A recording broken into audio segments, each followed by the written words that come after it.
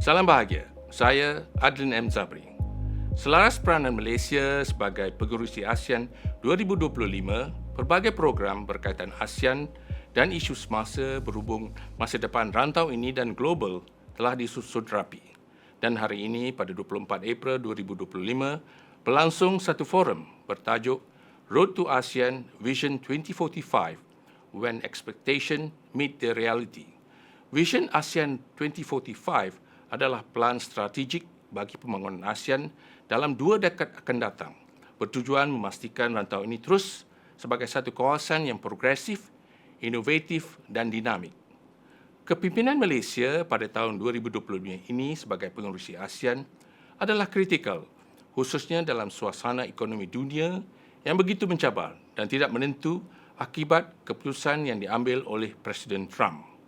Forum hari ini menampilkan 4 orang panelis yang berbeza pengalaman dari rantau ASEAN.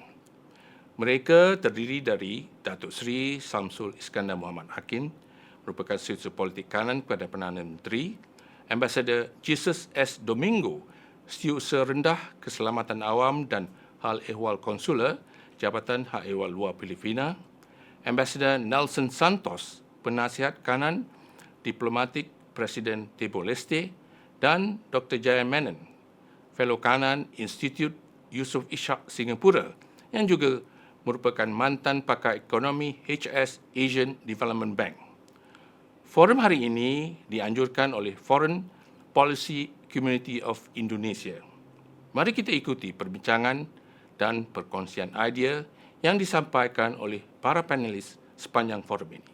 The first will be, what do you think are the 3 most important things ASEAN needs to get right in the next 5 years to realize its vision of 2045? Let me begin with perhaps the most senior will be oh no, I don't dare to say.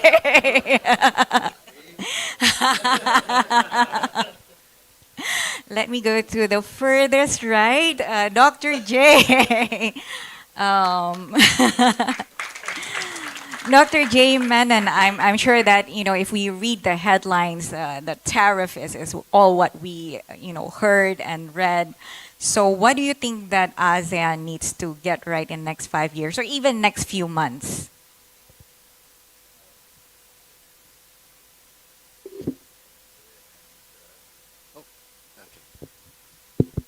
I guess I'm the oldest person here. I'm certainly not the most senior in any other way. But I guess let me thank FPCI as well for having me here, and thank you all for making it out here today. I guess if you're talking about, let me start by providing a broader context before honing in on your question about the current Trumpian traumas that we are going through with the tariffs. That's the 3 T's. But I think, this vision has 3 dimensions to it, right? It's about resilience, inclusion, and sustainability. So resilience, I think, comes in very closely to your question about dealing with the current chaos on the trade environment. And we've all been hearing about this, the need to now start thinking about diversifying trade and investment patterns. Let's not forget that the US is also the largest investor in stock terms in this region, and a very important trade partner. But they are now, it appears, no longer interested in engaging in the same way as far as trade is concerned, looking to reshore almost everything back home, which seems bizarre and actually not in their own interests. So diversifying our trading relationships is a good thing. It reduces risks. It reduces risks to country-specific shocks, especially a country that suddenly turns erratic, like we have just witnessed, even though we never imagined that we would need to diversify away from the US, right? Some people were concerned about being too dependent on China, but now that's all changed. But too heavily dependent on any one country is an issue.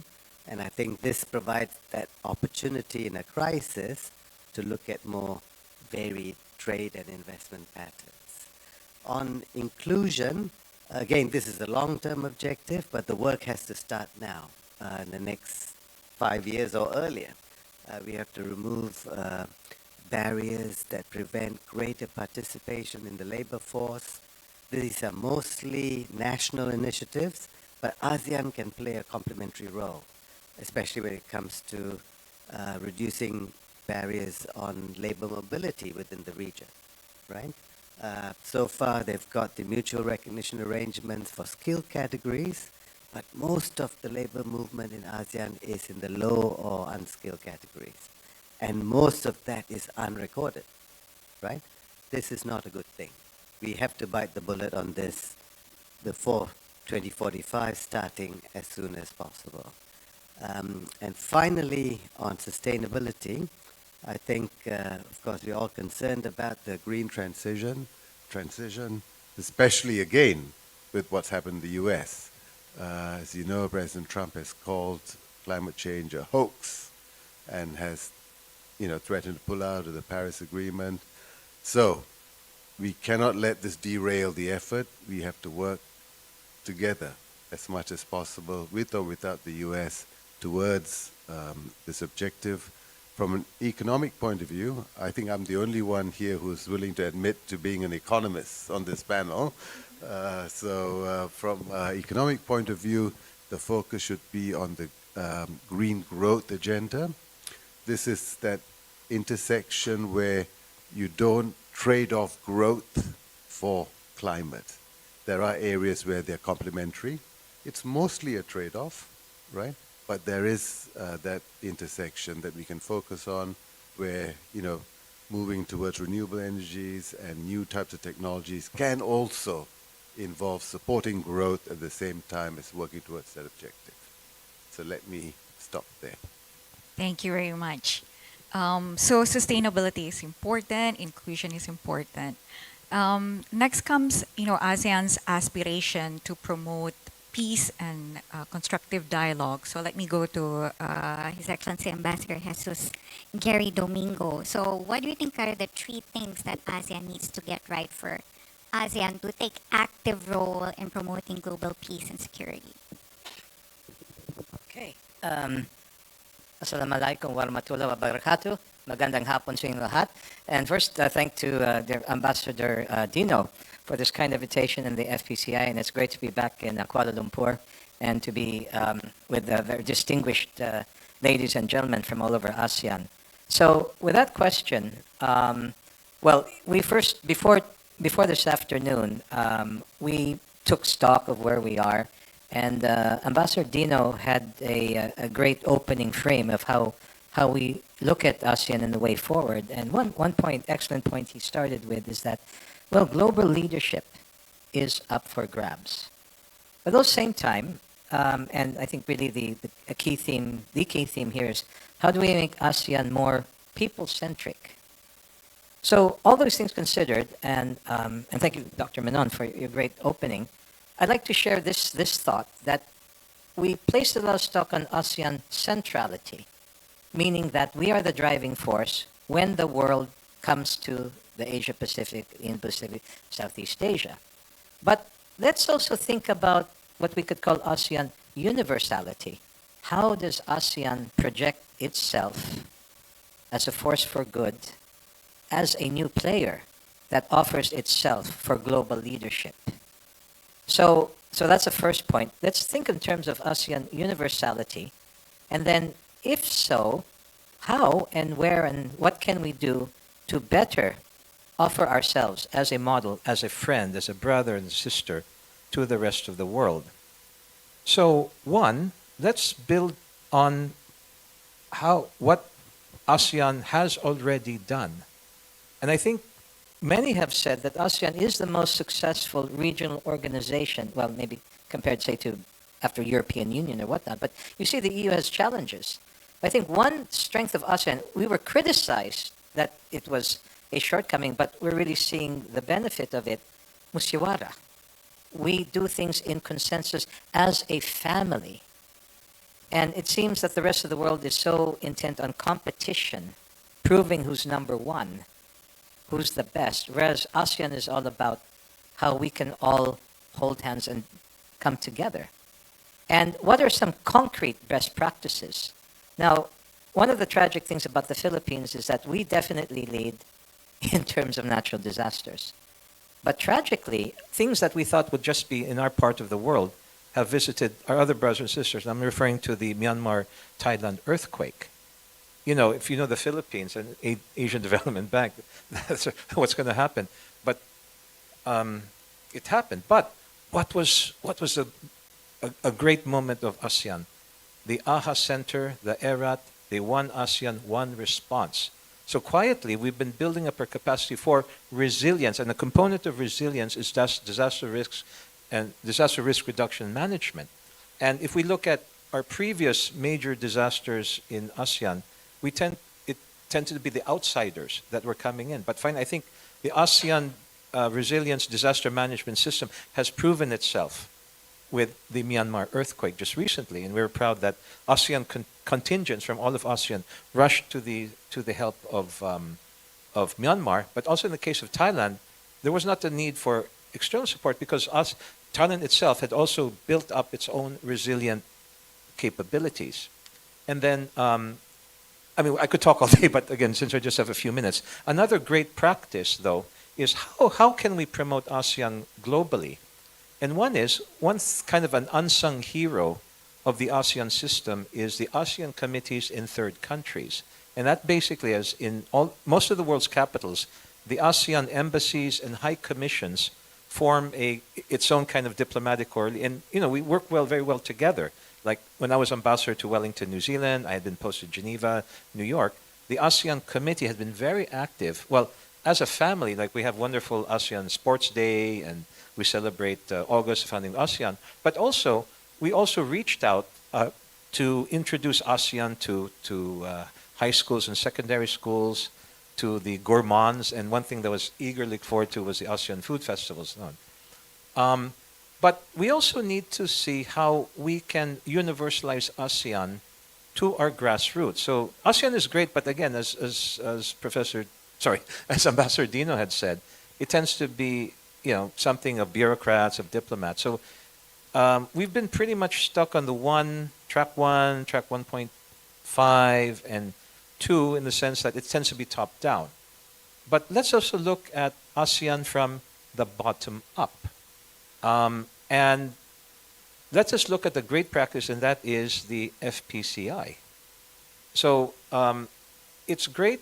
The mission and vision statement is wonderful of an internationalist, outward-looking Indonesia, and that very much maps beautifully to the rest of us in ASEAN. And I think that, so under that, how do we build ASEAN from the grassroots? And definitely, important stakeholder is the youth. And FPCI and similar groups and similar initiatives, but I think the spirit of coming from the bottom up. So concretely, we could look at analogs like what we do at the higher level of ASEAN, at the summit levels and so on. We could look at, for example, when we talk about business, it's not just about the taipans or the tribals of ASEAN, but it's also about the lone entrepreneurs. Make them conscious of ASEAN. And our friend from Myanmar suggested, why not have an ASEAN lane at the airports, not just the APEC lane and so on, and how we can get really we have chambers of commerce at all levels, down to even the kampong, or what we would call barangay. So in sum, let's think of ASEAN universality. Let's build on best practices we can share in the world. And just a note on our disaster management, I think the success of the ASEAN response was built after many years, but also, in a sense, we had a dress rehearsal as we all assisted Turkey in its earthquake, and then ASEAN disaster response, search and rescue teams, emergency medical teams, canine units had all helped together. And then, again, finally, let's look at grassroots engagement. And in doing that, let's also look at the most basic unit of ASEAN, the ASEAN citizen. So yes, we're doing well with governments, with groups, track 2, but let's look at also track 3, individual advocates. So it would be great if FPCI, and we really look forward to engaging with counterparts, particularly in our universities and high schools, have dedicated individual youth that can promulgate the idea and advantages and vision of ASEAN in their day-to-day lives. And let's take as reference the butterfly effect. So one advocate of ASEAN in a kampung somewhere in the most remote village or something could have that ripple effect to complement what we do top-down, and wonderful chairmanship of Malaysia. It's going to be a hard act to follow as we take over next year. But I think as a family, work from up and down, bottom up, track 3, ASEAN universality. Thank you. Thank you. Ambassador Dino also would like to inform us that he has to meet the Foreign Minister of Malaysia, and he will return later for the discussion, just in case some of you are wondering. Thank you so much, Your Excellency. I think also people centrality is important to Malaysian chairmanship this year. So let me turn to Dato Sri Samsul Iskandar. So what are the visions, or what are the roadmap for ASEAN, you think, to be people-centered organization that matters to its citizens? And what are the key features or plans or programs that ASEAN should have? Thank you, Madam Chair, distinguished panel, and of course, esteemed participants. I would like to acknowledge our President of Malaysian Youth Council is here, which represents the youth movement in Malaysia. We have few student leaders from various universities, and political activists, and social activists, and of course the diplomats. Of all the panel, I think I'm not the diplomat, I'm political activist, so I'm sorry if I give a very frank discussion, because diplomats, they are very wise in choosing their words, which I'm not. But anyway, Madam Chair and members of the panel, I think one of the important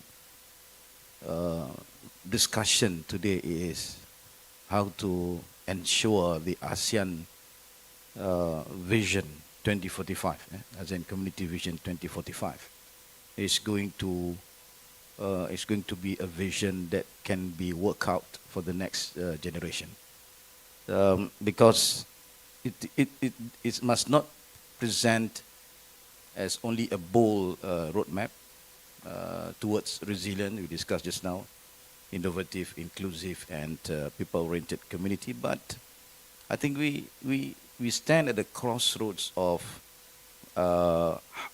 history, I would say, 2025. We must ask ourselves, I'm talking mainly to the younger generations now in this hall, that how do we translate this vision into a meaningful progress in a world increasingly defined by uncertainty, plurality, and of course disruption. And this is where I think where the philosophy of Malaysia Madani, under the leadership of Prime Minister Anwar, and of course now he's the chairman of ASEAN, offers ASEAN an important moral compass. First, on the ground of compassion, sustainability, respect, innovation, prosperity, and also trust. The 6 pillars of Malaysia Madani, which I think can be elaborated into this ASEAN Vision 2045 roadmap, can be considered as our moral compass for the next generation. For example, for the younger generation, we must embrace, we must understand that as far as ASEAN is concerned, we must embrace the complexity of this region without losing the purpose. Because where global power is diffused, narratives are contested, and identity is no longer singular, and this reality challenges the old logic of regional integration and demands that ASEAN reinvents how it relates to its citizens and also to the world. And my argument is that ASEAN must no longer strive for sameness, but for solidarity in diversity, not for the central control, but for distributed strength. And we must see ourselves not as an organization of states, but as a community of people, cultures, languages, and of course, dreams. Another thing I would like to touch as my second point is how then we close the gap with trust. Yeah. And for too long, I think those who are very familiar, who understand ASEAN's, we have seen that ASEAN's credibility has been tested by the gap between declarations and delivery. The expectation of centrality is challenged by geopolitical rivalry. Now we talk about centrality. The aspiration for community is tested by internal government failures, and the vision for connectivity is hindered by infrastructure gaps. And to close this gap, my argument is that we must rebuild the trust, and not only between the states, but also between the institutions and of course communities and citizens. Well, as Chair of ASEAN has always emphasized, we must reframe ASEAN success not just by what we agree in summit halls, by what we deliver to the street vendor, to the students, to the fishermen, maybe to the refugees, and of course to the communities. And my third point, as per your question, Madam Chair, is that we need to rethink prosperity and of course innovation. Let us harness the energy of ASEAN's youth together, because this is the age of digital. We need to be creative in our digital entrepreneurs and the wisdom of our traditional cultures to build an economy that is productive and of course just. So let me end by saying that we have the compass, we're going to have the communique, or going to have the roadmap, and what we need to do now is to ensure the implementation is taking place. As Pak Dino's opening remark mentioned, that my dream or my focus is that as far as the younger generation is concerned, we need to continue to work strongly on capacity building, on the community networking and building the trust between them, and of course the education, because I think now, because of the technology, we can enhance more on education, skills, TVET, and etc., for the sake and benefit of the ASEAN communities. So let us have that vision, let us have that strive that ASEAN is not only ASEAN as the region, but also ASEAN as the community, and of course the people. Thank you very much. Thank you very much. Now, Your Excellency Ambassador Nelson, as the youngest member of the ASEAN family, let me qualify that. So you see ASEAN with like fresh perspective sets of eyes. So how do you think ASEAN should navigate the difficult landscape? How do you think ASEAN should deliver, especially to its citizens? First and foremost, I will have to thank Padino for bringing us together, and of course his able team who put in this fantastic meeting. For Timor-Leste, ASEAN is, we would say, the most successful moral organization in the world. That is why, because ASEAN, since its inception, it had the objective to be able to create an environment of peace, security, and instability that paved the way for the development, the lifting millions of people out of poverty. For the view of Timor-Leste to ASEAN as the most successful regional organization. And this has inspired us to want to join ASEAN. But for ASEAN, what is the most important element at this very moment? I think it is important that for ASEAN to navigate this turbulence time and unpredictability with steadiness, so that it can preserve ASEAN unity, and it's also be able to protect the well-being of its citizen. And for Timor-Leste, I would say like the most three most important elements, as I see my question here, that for us is important in that we feel Timorese, but in a larger extent, we also feel ASEAN as an identity, as a larger identity for us. And that being an ASEAN will promote us to be able to lift us up out from where we are into a much better economical position, political stability, and so on. So this is the view of Timor Leste to ASEAN.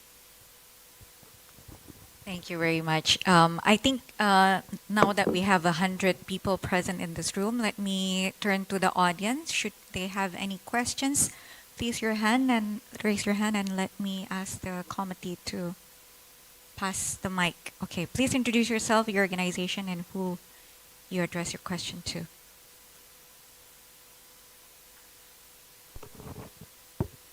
All right. Assalamualaikum. Good evening, ladies and gentlemen. Hello, my name Aisyah, international student from Indonesia. Well, I'm currently in my second year of architecture studies. Well, I have a strong interest in infrastructure development and how it shapes both cities and communities. And I'm here to gain insight on Asia's long-term vision and how cross-border infrastructure can promote inclusive growth in the region. Well, looking at the direction of Asian Vision 2045, I'm curious about how cross-border infrastructure project can contribute to more equitable economic growth. Well, especially in regions that have long been underdeveloped, and what concrete strategies can ASEAN adopt to ensure that development is not only concentrated in major cities? Thank you very much. Thank you very much. Are there any questions? I think I can take 3 or 4. Okay, this side. Hi, good afternoon. I'm Faribel from a civil society organization called Pusat Komas. And this year, as we are all geared up talking about the ASEAN chairmanship in Malaysia, we, the civil society, some of my colleagues are here, we are coordinating the civil society and the network or the platform that we have been coordinating. Is called ASEAN Peoples at ASEAN 2025. And this will be a platform where civil society will be coming together and will be addressing some of the conversation that we are having here today. And especially as I hear Ambassadors Dino and also Datuk Shamsul, who have clearly said that people are at the core center of ASEAN community, and people should be recognized as the main pillars of building ASEAN. And here we are bringing ourselves together and wanting to engage with government, wanting to engage with many different stakeholders on 24th and 25th. But my question goes further than this: is how is it the ASEAN government, ASEAN different agencies are open to be collaborating effectively, institutionally, with some of the core difficult issues that we talk about at the forum on 24th and 25th, and that will be encompassing issues, wide issues. Climate is definitely one of it. Corruption is also another one of it. We are talking about labor. We have got skilled and unskilled labor mentioned. And how about labor rights, economic development that we are actually facing? And when we talk about economic development, that also, we like it or not, it's related to the tariffs that we are going to be affected or probably already being affected already. So these are the points that we are going to be addressing, and this is where we are also looking at ASEAN chair, Malaysian chair, to be there present at our conference as well as at our event as well. Yeah, thanks. Thank you very much. Any other questions from the floor? We have one from the center. Thank you. And okay, 2 more. But you first, yes. All right, thank you. My question is because we have touched about sustainability. And then when I'm talking about sustainability, it's not just about the climate, it's about the human resource and everything. So I want to know your opinion. To achieve sustainability, do we need to move away from capitalism? That's a very deep question. Yes. Yeah. Your name? Sorry? Muhammad Zikri. Muhammad Zikri. Okay. Okay. Do we have the whole day? The whole week? Okay, 2 more questions, please.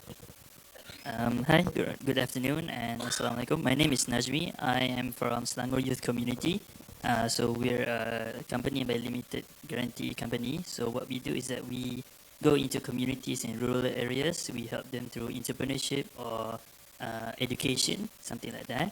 So my question is, how can we foster a cultural of lifelong learning and upskilling, especially for those in informal sectors? So that's my question. Thank you.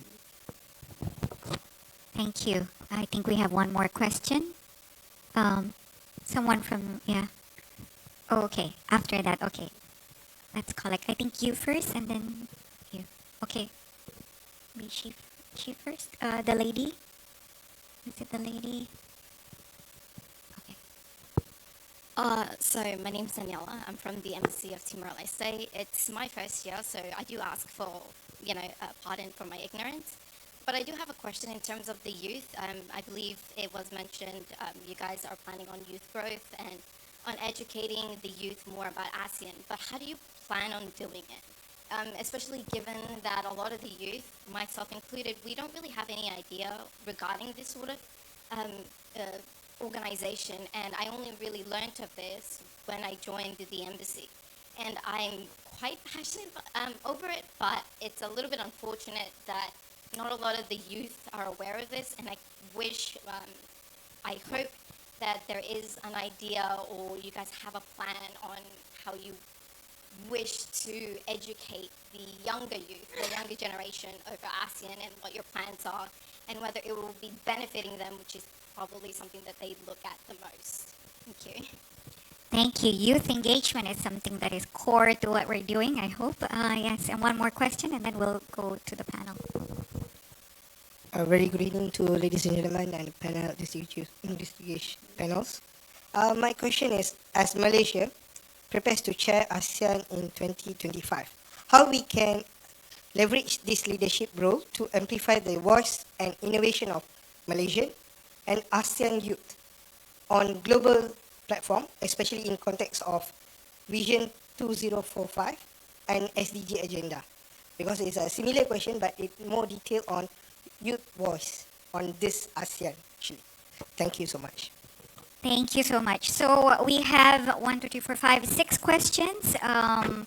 Some of them have to do with youth engagement, how what we do can resonate better to the youth, and how do we engage them also from civil society.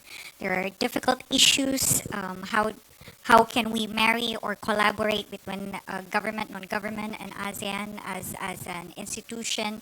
How can we ensure that we have a strategy so that development, including infrastructure development, can benefit us as an inclusive region? And we also have a question on what we do on lifelong learning and the SDG agenda. That's a tall order. Let me go to Dato as you will probably have to prepare the Prime Minister as the chair of ASEAN. So how does Malaysia as a chair of ASEAN this year sees ways to engage youth better, making sure that as an institution, as member states, we are growing as a more inclusive region and also have programs for lifelong learning and education? Yeah, just to touch on the one of the questions from the participants on SDGs. I think you're raising very specific questions on how Malaysia, being the chair of ASEAN, can leverage on that position to promote the youth and at the same time work on SDGs. I think, yes, that's also part of the ASEAN Vision 2045, And what I can touch here is that we can establish like informal grouping, yeah, for further discussion on ASEAN youth, on SDGs, for example. I think you guys have already have the informal discussion on this, so we can enhance that kind of participation, and and and we can also launch, for example, the ASEAN Youth SDG Accelerator. This is also important for us to navigate so that Malaysia can initiate a platform to focus, for example, on rural empowerment, on green tech, on gender equality, and of course mental health. I think one of the things that Prime Minister and of course now Chair of ASEAN has always consistently championed is the focus on the hardcore poor, yeah, to ensure that the numbers of the hardcore poor in every state will be tackled. And I think that is consistent on your SDGs. I think coming back to the general questions, this is where I suggest and I argue that organizations like Malaysia Youth Council and maybe Indonesian Youth Council and other regional youth council can leverage on this opportunity to come up with a concrete and continuous program. I remember those days when I was in student days, Madam Chair. I was the student leader of International Islamic University as the ASEAN Law Student Association. We have those days ASEAN Law Student Association, and I was elected as the president. So immediately after that, we initiated, for example, on our own accord, program exchanging students program, Malaysia and Indonesia. So I had the opportunity to study in Universitas Indonesia, UI, in Fakultas Hukum, yeah? And we've been sent into foster parents. And at that time, it's very difficult to get the sponsorships, grants, and all that. It's all about we find our ways, you know, we do fundraising and all that. And the next year, students from UI will come and study in our law faculty in International Islamic University. Can you imagine during those days? It was way back in 1995. We have that kind of initiative. I think as of now, we will have a more of that kind. Since I think we have a very matured youth councils and of course student leaders, and now because of the technologies, we can always doing exchanging programs, etc. So moving forward, like I said in my introduction, this ASEAN Vision 2045 will have to start on 3 tangible things in 2025. If you ask me what is our focus, of course, first is capacity building, and second is more education, yeah, and the third one is community networking, yeah. I would imagine, for example, we could organize like yesterday. I managed to bring Dr. Dinopati Jalal and have a brief session with the Prime Minister and Co-Chair of ASEAN. We talk about how to organize a program with thousands of communities and head of leaders at the grassroots level. For example, we can maximize the usage of Google Meet or whatever forms of communication now. To have multiple thousands of gathering with the ASEAN leaders and with the minimum budget. And we need people, we need the youth to initiate. And of course, with the spearhead, with the support from FPCI, I think we can make it happen. And it's a good start, and it's become a permanent and consistent program, whoever become the chair of ASEAN for the next 20-25 years. Thank you. Thank you very much. Now let me go to Dr. Jayant Menon. Of course, the capitalism part is your cup of tea. But I think more fundamentally, a lot of the questions speak about how can ASEAN promote more equal and inclusive development? Can connectivity and infrastructure development be part of that? Whether a lifelong learning, upskilling, and making sure that the workforce is up to speed with the recent development and demands of the industry, and also labor rights and human rights. So how can we collectively achieve all that?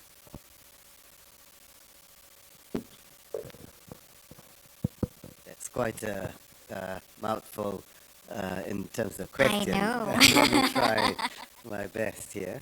Yeah, so I was at the ADB for a long time, and we often spoke about hard and soft infrastructure, right? So the hard is the physical connectivity.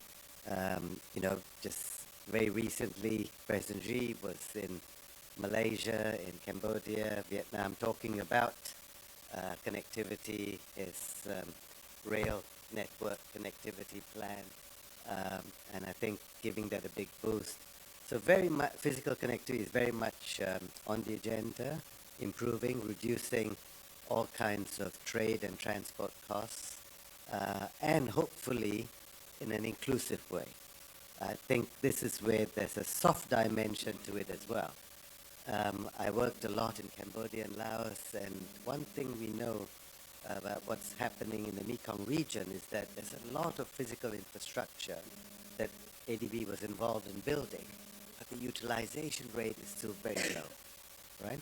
So these poor countries have borrowed heavily to invest in infrastructure, but because of the policy barriers, the software, the soft side, the use is limited. At the border, there's still difficulties in terms of crossings. The costs are still high. Sometimes there's monopolies with the, trucking facilities. All these things are limiting the use of the infrastructure that's already in place. So we need to reduce or remove those barriers. And then there's gaps to be filled in the physical side. But on the soft side, on the other aspect of the soft side is the human capital dimension. And that's where I think, this is the, biggest challenge we face now because of the rapid pace of technological change, right? I was lucky when I was at university, I gathered a set of skills and it served me my whole life, right? You guys are in a different world today, most of you guys, where it is lifelong learning. You have to continuously learn how to keep learning, keep adapting, keep adjusting. So maybe we had it easy, but it's more challenging now. You need to be more adaptable. It also creates new opportunities, right? The digital revolution also reduces the need for physical connectivity, right, to some extent. So the burden on governments is reduced as long as they ensure that access to to digital connectivity is provided. They don't need to invest in heavy infrastructure. So there's a lot of these sorts of trade-offs that we can actually look at to find ways of reducing trade and transport costs in a way that's not too much of a burden on poor countries with investment. Finally, on the capitalism question, I'll misquote Churchill here and say capitalism is the worst system we have except for all the others. But I think we shouldn't throw the baby out with the bathwater. But I think it's relevant to raise this question now, given the huge levels of inequality that we've seen, right? That's been an outcome of the system that's predominant and the globalization. So I think we need to look more carefully at the distribution of the gains and the costs. That's what I think we haven't done sufficiently. And this is true in ASEAN. The inter-country development gaps have been narrowing because the smaller countries, the poorer countries, had been growing faster on average than the richer countries. So the average gaps are narrowing, but being replaced by another form of inequality, which is within country inequality, right? So replacing one type of inequality with another is a hollow victory, right? And it's not just income inequalities, but many other forms of inequality by region, by gender, by ethnicity, etc. All of these are now barriers to realizing the potential that capitalism has to offer, right? And socialism actually, embraces those differences in a way that capitalism needs to also consider, right? So I think we need to change the face of capitalism, bring in aspects of socialism that are a lot more inclusive, while also not, throwing out the whole system. Let me stop there. Thank you very much. Now let me turn to Ambassador Domingo. I think a lot of the question speaks about what you have discussed previously on the importance of ASEAN and its universality. We have done a poor job in reaching out to youth. The civil society feels that they do not have access to policy making. How do you think we should move forward with all these challenges that we have today? Okay, thank you. How many days do we have? Okay, these are great questions. That's a great question, and just to touch on the particular questions. So, one, I think we've had so much great innovation across just even when the 10 and eventually 11 countries of ASEAN. But the thing is, oftentimes we are not aware of these innovations, and we sometimes tend to reinvent the wheel. But with the digital revolution, social media, we're becoming more aware of what others are doing. We could find solutions that are very fit for purpose. I'll give one example, and harnessing AI, for example. And our friend who discussed the woes of capitalism, but sometimes we're not even at that. Some of our regions and areas are still in the state of feudalism, shall we say? So before we can talk about eventually the socialism. Anyway, for example, I'll give one where IT, social media, and AI can help. For example, the quandary of say our coffee growers, and there was a young fellow who named Aries, who recent graduate, one of our top universities, looked at AI solutions to better grow coffee by having some sort of mechanism where AI could be utilized to monitor its water consumption of his crops. And it was a very cheap technology. Another example is we have farmers who, farming, the danger of farming, you cannot always predict the outcome of your crop. Sometimes there's a drought, El Nino or El Nina, and your crops have low yield. But what about times that you get a bumper crop, an unexpected bounty? You say tomatoes, you say tomato, you say tomato. And the tragedy is that we have middlemen who are very rapacious. Again, in some cases, we're still in a feudal society. But the problem was distribution. But then somebody came up with an app so that you bypass the middleman, and tomato growers in the Philippines who have a bumper crop can readily find buyers immediately. So it's something like, I guess something like Temu or Lazada. Do you have Lazada here? I mean, we have all these unique internet commerce things. But basically, there's an app development that basically went literally from farm to consumer. So I think we can harness definitely innovation AI to help the most vulnerable of us, particularly in the farming sector. And then there are cases of manufacturing. Good thing our president, Bongbong Marcos, has just revived our steel industry. But then again, a lot of using the concept, I guess, of distributed manufacturing, you could find through social media, through AI, maybe components of certain, various machinery could be allocated in a distributed fashion. But maybe looking at the lady from Timor Leste also about how can youth be more exposed to ASEAN, and our gentleman talked about lifelong learning, and tie those two questions together. Well, now it's more about skills and competencies rather than formal degrees. And there's been an explosion of the, and I think there was mentioned in the vision platform about making use of MOOCs, massively open online content. So at least in our case, when I was ambassador, no, actually in my case, I'm with the Philippine Department of Foreign Affairs. 11 years ago, we launched a platform called the Diplomatic League, which is actually very similar to FPCI. And basically, there was getting together youth, particularly university and high school, who are interested in diplomacy. So we've held conference, etc. But fast forward, we really boomed during COVID. Why? Because we couldn't do face-to-face conferences anymore. And I think many of you have to do internships for part of your university degree. You couldn't do that anymore for COVID. So we harnessed ICT. So we offered an online internship. But of course, free of charge. And basically, online internship means basically you could help us with our work. And that time I was running it when I was ambassador to New Zealand. But also, we also offered, we just get our, the problem with ambassadors, we love to talk. But what if we translate that into continuing education or lifelong learning units? So, so it's like translating flatulence to useful fertilizer.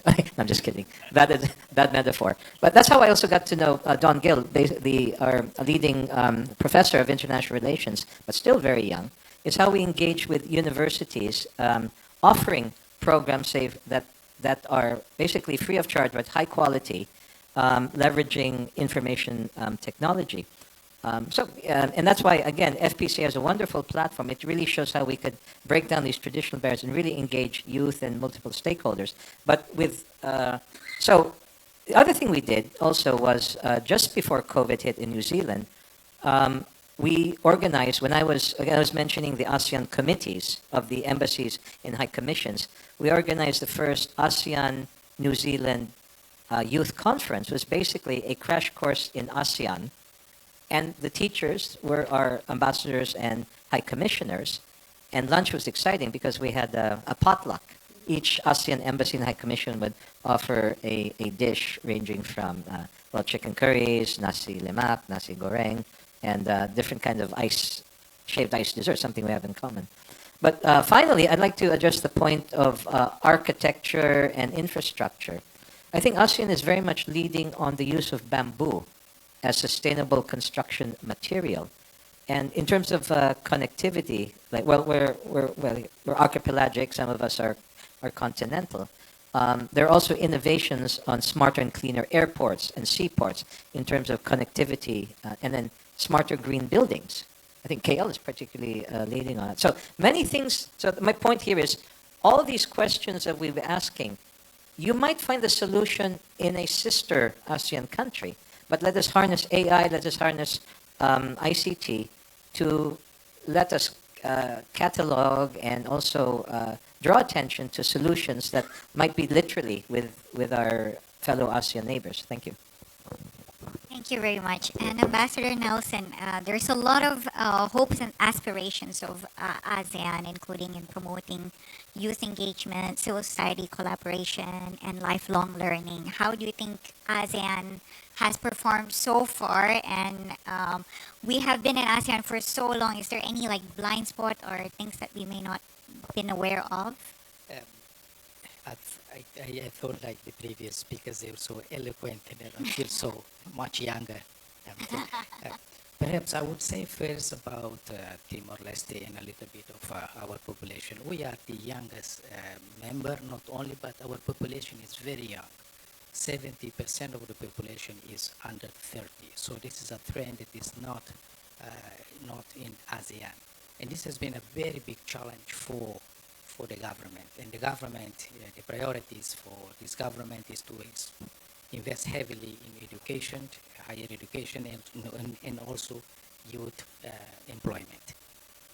With regard to ASEAN, as for in Timor-Leste, we have a team since 2002 that goes around the country explaining to the people what is exactly ASEAN, what are benefits for ASEAN for Timor-Leste. So ASEAN is not new for the population of Timor-Leste, perhaps the other way around. And I've been to many palaces. In Timor-Leste, the first hall that you meet in Timor-Leste is an ASEAN hall, where you have all the ASEAN flag, ASEAN history, and the president, the current president, is a very open president. He has a lot of the students, a lot of civil society, and so on and so forth.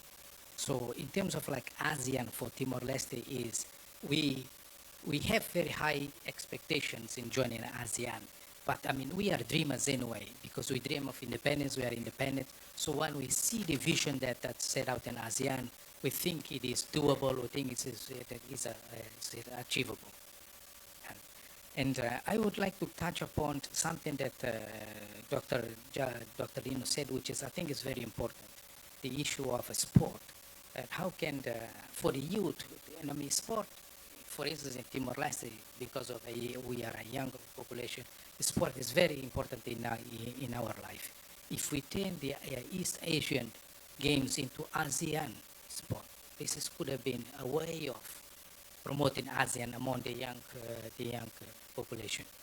So, and it's obviously with, for instance, the exchange of students. We have 300 Indian students in Timor Leste as I speak now.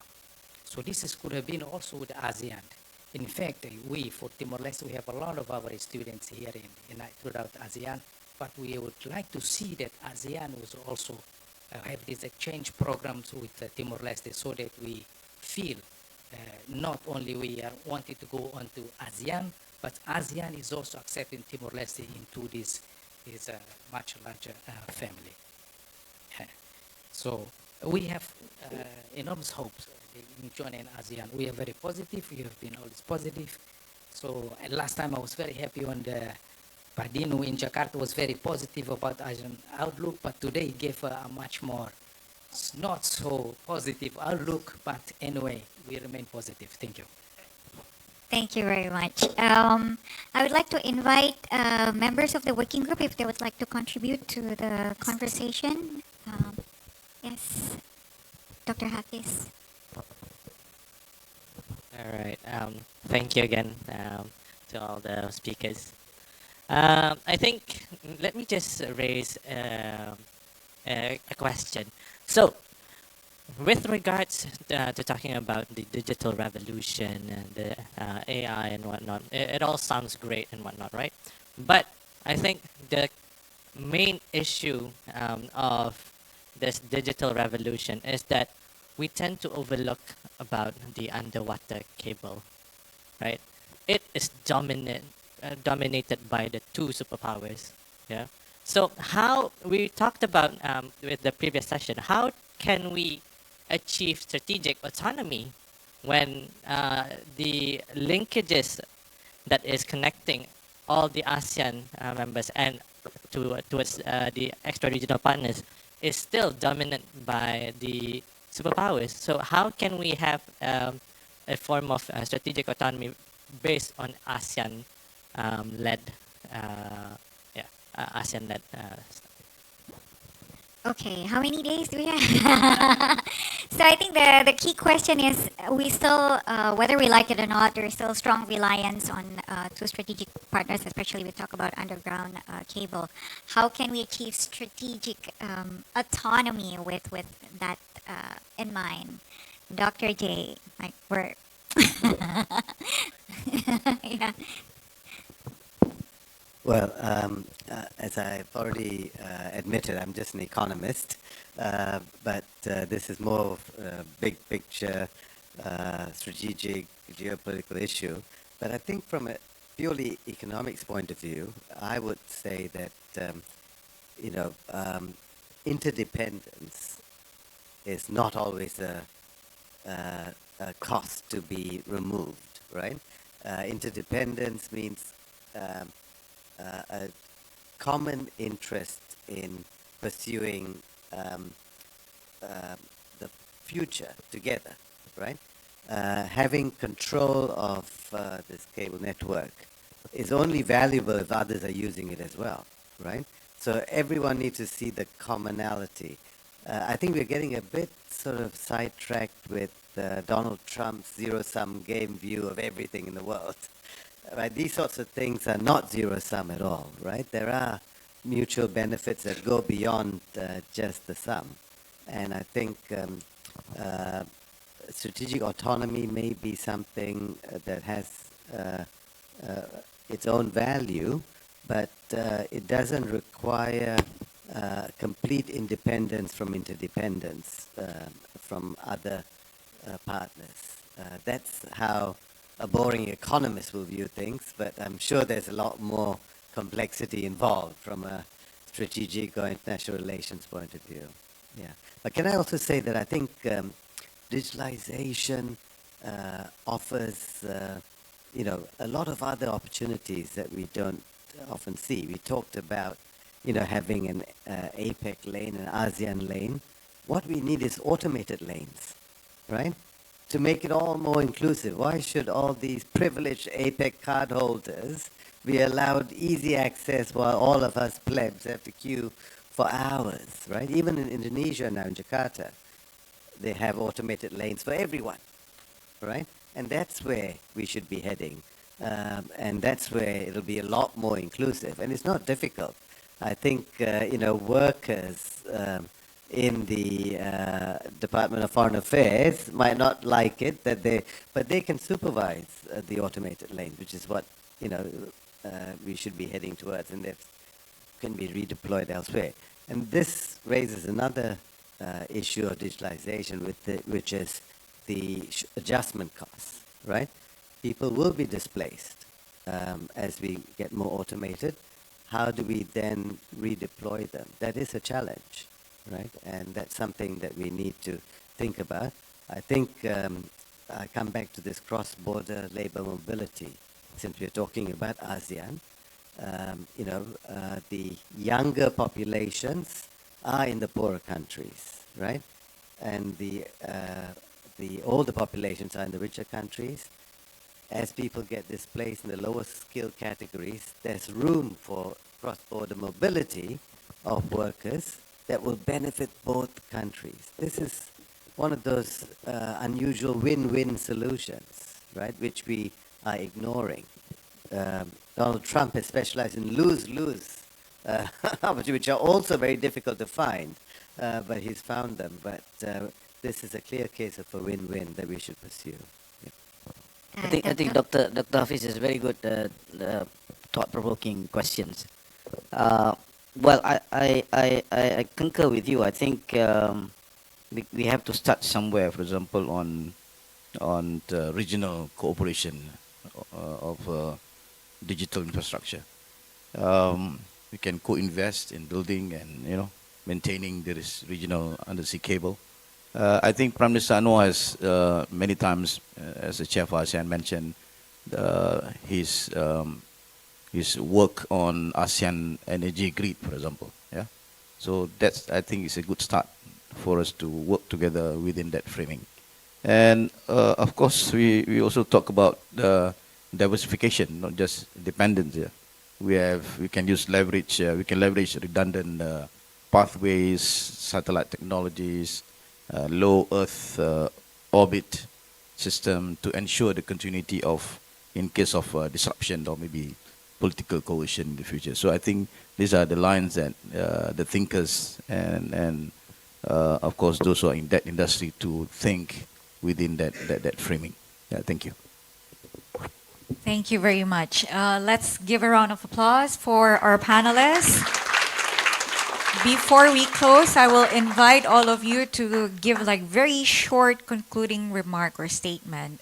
In 2045, what kind of ASEAN do you wish to see or do you think should look like?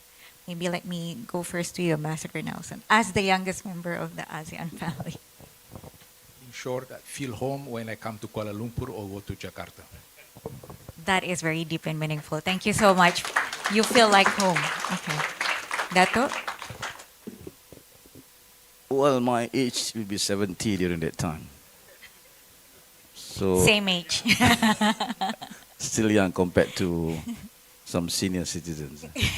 But anyway, I'm hoping that by that age, by that time, we can just go anywhere in ASEAN. And if we continue the life learning education, I can do my PhD in Vietnam. You can do whatever, you can enroll in whatever universities. Yeah, it's a kind of this is a new world of ASEAN in the next 20 years. Thank you. Thank you very much, Ambassador Domingo. Well, full disclosure. Sometimes I like to think of myself as an alien from a galaxy far, far away, or somebody who loves to, is Trekkie. But in terms of a vision, what I like to see that in time, extraterrestrials who look at planet Earth will see that the most remarkable quality of humanity is that it is Asianic. Thank you. Dr. J. I guess, I hope that by 2045, ASEAN will still remain open and outward-looking at a time where we are increasingly uncertain about the global environment. I hope that won't deter ASEAN from sticking to its long-standing commitment to open regionalism, which has served it so well. I think we are now quite understandably, tempted to be more nationalistic or regionalistic because of these uncertainties. But then in the long run, I think you do much better by sticking to being open and outward-looking. So I hope that is retained. Thank you very much. Please join me in thanking our distinguished panelists. Thank you so much for your insights. And that concludes our discussion today. Kita telah mendengar pelbagai pandangan serta kupasan berhubungan isu semasa, khususnya mengenai Vision ASEAN 2045. Perkongsian umum yang begitu menarik ini memberikan ruang untuk para peserta terlibat dalam perbincangan yang lebih terbuka. Datuk Seri Samsul dalam kupasan beliau telah berkongsi nilai teras Malaysia Madani, iaitu kemampanan, kesejahteraan, daya cipta, hormat, keyakinan dan ihsan untuk dijadikan teras ASEAN dalam usaha kita merealisasikan Vision ASEAN 2045. Kita yakin nilai trust yang begitu universal ini akan dapat mendapatkan perhatian pimpinan serantau ini. Dengan itu, salam hormat dari kami dan kepada penonton Channel 10, terus mendukung program-program terbitan kami dengan menekankan butang like, share dan subscribe. Dan jangan lupa untuk memberikan komen yang akan dapat membantu kami untuk terus menerbitkan program-program yang berkualiti. Sekian.